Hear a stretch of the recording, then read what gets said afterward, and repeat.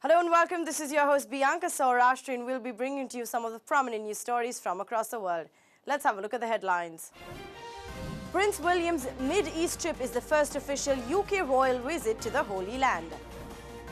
May says UK has been a leading contributor to NATO. Prime Minister Oli and Chinese Prime Minister Li hold talks.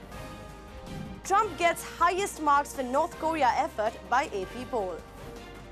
Mexican fans and cardboard cutout of friend embark on the World Cup bus journey. Let's have a look at the stories in detail. On Monday, Prince William became the first British royal to pay an official visit to Israel and the Palestinian terrorists, 70 years after British forces withdrew from the Holy Land, leaving behind the divisions that remain to this day. According to some traditions, England's patron saint, St. George, is buried in Lydda, now the Israel town of Lod near Tel Aviv. Prince William is expected to visit St. George's Cathedral in Jerusalem, among other religious sites. The priest of the cathedral feels extremely honored to have Prince William, who has entrusted them for the care of Princess Alice, and they are looking forward to his visit. It's a great honor that Prince William is coming. It's an honor they've entrusted us with care for Princess Alice, and we're looking forward to the visit and for him to have a little bit of quiet time during, I'm sure, what is it, a tumultuous visit to the Near East. Queen Elizabeth's grandson and second in line to the throne will travel without his wife Kate or their 3 children for the 3-day visit. He will stay in Jerusalem at the King David Hotel, once the headquarters of British authorities, where Jewish militants killed more than 90 people in a bombing in 1946. The hotel staff has started their preparations to make sure that Prince William's visit is a memorable one. They are going to encourage his staff to make him try out the local cuisine. They have brought one of the best teas from England, and they will offer necessary food items to make sure the prince has a little bit of England here as well. We haven't got all the menus that he'd like to eat, but we're going to obviously encourage his staff to try some of our local cuisine of Israel. Homemade hummus and tahina and falafel, shawarma, things like that, and I'm sure he'll love that. And we're bringing in the best quality tea from England, and we're going to offer scones and clotted cream and strawberry jam. So hopefully they'll have a bit of England here as well. William visits coincides with the 70th anniversary both of British exits and the Israel's independence, which Palestinians mourn as their disposition. You're dealing with royalty. So I was invited to the British Embassy, where they gave training to the people that are going to be with the prince quite a bit. So there's certain things that etiquette that you have to do, like you have to bow your head. You can't initiate any handshakes. The prince, if he wants to shake your hand, he'll initiate it, and you say your Royal Highness. You greet him by your Royal Highness, and then after that, every time you meet him after that, it's Sir. You call him Sir, and so I'm going to be obviously on the red carpet. I'll take him to a suite. I'll do the orientation in the suite, and I'll try and be as diplomatic as possible. Not too much small talk. Britain's Prime Minister Theresa May said that her country has determined to remain a leading defence nation. Speaking to the media after a meeting with NATO Secretary General Jens Stoltenberg in London, May said that Britain was contributing to the alliance unity through a whole variety of ways across conventional cyber and nuclear capabilities. Stoltenberg praised Britain, one of a minority of NATO countries, to meet a target of spending 2% of GDP on defence. He said despite differences between the US and Europe, NATO delivered transatlantic unity every day. The fact is that we see that North America are coming back to Europe. At the same time, we see that European allies are stepping up. All allies have started to invest more in defense. European allies are contributing more to the fight against terrorism. So the reality is that we are delivering transatlantic unity in the NATO alliance every day, and expect also the summit in July to show transatlantic unity by making important decisions on deterrence, defense, and many other important tasks for NATO. NATO has been shaken by US President Donald Trump's America First stance and mistrust of international institutions. President Trump and the United States is committed to NATO and to the transatlantic bond because that's not only something the President has stated very clearly. He did so when I met him in Washington last month. He did it in meetings with me, but also publicly. He stated his commitment to NATO, to Article 5, but I believe so also because that's something they do and prove every day through actions in Europe. The US commitment to NATO is not only in words but also in deeds. Action speaks louder than words. Trump once called NATO obsolete and has repeatedly berated other members of the 29-nation alliance of failing to spend enough on the defense. The UK has played and is playing a leading role in NATO, providing high-end, first-class capabilities and providing a wide range of different military capabilities, conventional, cyber, nuclear. And this is important for the United Kingdom and it's important for the whole alliance. Stoltenberg said that he was confident over Trump's commitment to NATO. We will continue to be, as we have been discussing today, continue to be, as I said earlier, that leading contributor to the alliance, but also a leading defence nation. We can continue to spend 2% of our GDP on defence, but it's also, as you've heard from the Secretary-General, not just about what countries spend on defence, it's about what we can contribute and how we are contributing across the world today. And you've heard descriptions from both of us as to what the United Kingdom is doing. We will continue to be a leading member of NATO, we will continue to be a leading defence nation, and we will continue to contribute in a whole variety of ways across conventional, cyber and nuclear capabilities. The US commitment to NATO is not only in words but also in deeds, as action speaks louder than words. We will continue to be at the forefront of those opposing Russia's malign activity and the abuse of the international rules-based system. But we remain committed to the NATO approach of deterrence and defence, backed up by periodic and meaningful dialogue with Russia. The message that I've conveyed to the Secretary-General today is that the UK will continue to lead by example in NATO, meeting the 2% target on defence spending, contributing across the board to alliance missions and operations, and continuing to encourage all allies to do the same. Prime Minister KP Sharma Oli and Premier of the State Council of People's Republic of China, Li Keqian, held official bilateral talks at the Great Hall of the People in Beijing, leading their respective delegations. According to a press release by the Ministry of Foreign Affairs, the two prime ministers made a comprehensive review of bilateral relations and expressed satisfaction over steadily growing relations between the two countries. The two sides exchanged substantive views on further strengthening and consolidating mutual trust and understanding, as well as promoting mutual beneficial cooperation in various fields. Trade diversification, cross-border connectivity and infrastructure development, cooperation on energy, tourism, finance, education,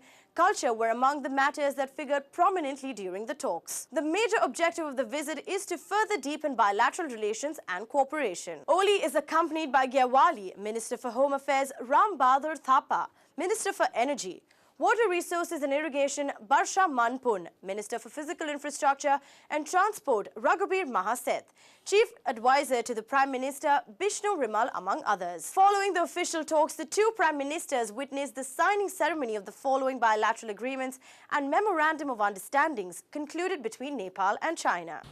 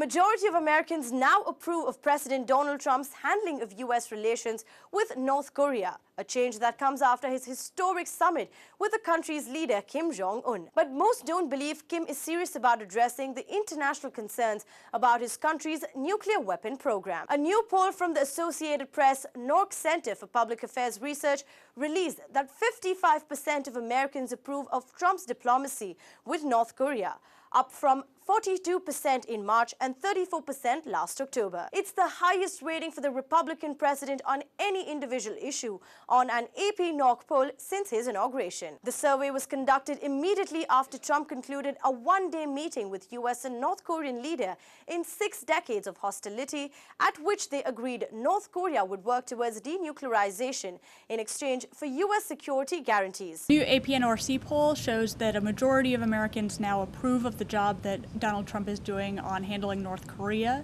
The poll comes shortly after the summit where he met with North Korean leader Kim Jong-un, and it's a big jump since 8 months ago when tensions were running high and there was even discussion of possible military confrontation between the two countries. The positive feeling about the summit among Americans doesn't appear to have made a dent in Trump's overall approval rating, which stands at just 41% and has not significantly changed since March. That's the highest rating that Trump has received on any individual issue on an AP NORC poll since his inauguration, and it includes approval by a majority of independents and a significant minority of Democrats. As the poll was being conducted, Trump was embroiled in the controversy over his administration's policy of separating children from their parents after border agents catch families crossing into the U.S. illegally. Unfortunately for Trump, his high approval on North Korea doesn't seem to have done much to budge his overall approval rating.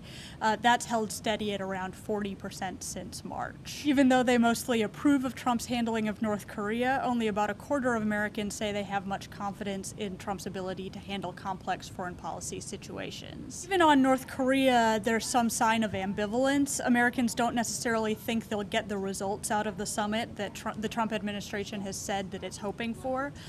Majorities of Americans don't think North Korea is actually serious about addressing international concerns about its weapons program, or that it will ultimately give up those weapons. In terms of what they'd be willing to give up in exchange for North Korea ending its nuclear weapons program, they really have mixed views on withdrawing troops from South Korea or on ending sanctions, and only about a quarter would favor giving aid to North Korea. On the other hand, a large majority say they would be willing to negotiate a treaty ending the Korean War, where no peace treaty has actually ever been officially signed, marking the end of the conflict. The poll also asked about the president's handling of relationships with traditional allies like Canada and European nations after the recent G7 summit, and that summit stoked tensions between the US and Canada in particular over Trump's tariff and trade policy, and the poll found that most Americans disapprove of Trump's handling of relationships with traditional allies, along with negotiations on trade. A group of adventurous Mexican football fans have taken the long route to Russia for the World Cup. They traveled 16,000 kilometers by colorful converted bus from Durango in northwest Mexico. Two of the enthusiastic fans first were given adventurous ideas when they attended the World Cup in Brazil 4 years ago, when they saw another group of Mexicans doing something similar. One of their friends, Javier, could not be with them for the journey. Project leader Daniel Garza said that Javier had told the group that his girlfriend would not allow him to go, but the group took him along in another form, which is a life-size cardboard cutout. The group set off in April in their bus dubbed La Bendición, or the Blessing. From there, the bus, its occupants, which included a Canadian and a Chilean who had tagged along for the ride, crossed the Atlantic Ocean before they arrived in the German city of Bremerhaven on 26th May to start an 18-day road trip to Moscow. Along the way, the red, green and white bus, adorned with paintings of mariachi musicians, the female skeletons known as Katrinas, and a taco stand, passed through more than 10 European cities and made longer stops in Amsterdam, Berlin, Krakow. Mexico have enjoyed a strong start to the tournament after they beat defending champions Germany in their Group F opener on Sunday. The idea came by 2014. We were in the World Cup of Brazil, and we saw a smaller vehicle of Mexicans that went to South America to travel, and we talked with the guys. They told us really good stories.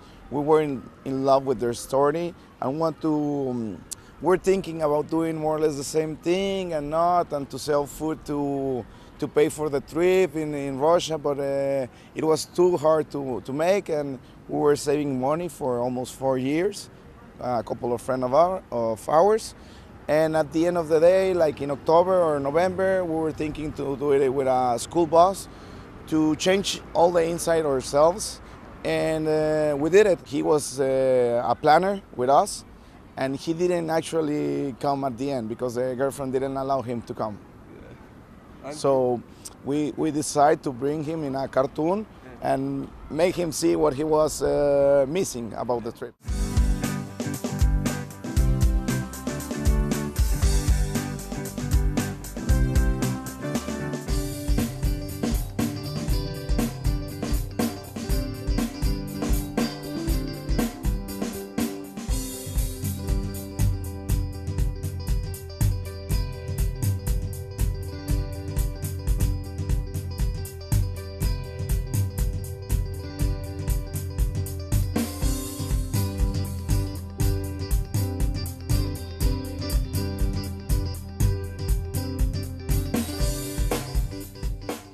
Well, that's all for today. Thank you so much for watching.